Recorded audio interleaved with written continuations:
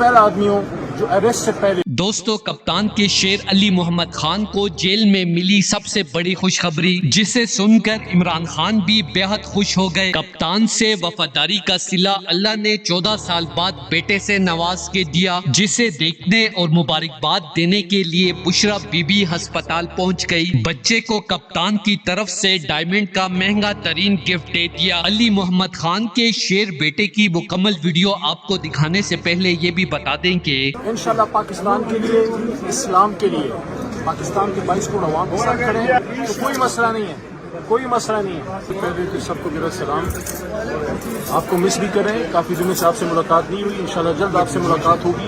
ये हथकड़ियाँ हमें नहीं डरा सकती, इंशाल्लाह पाकिस्तान के लिए खड़े हैं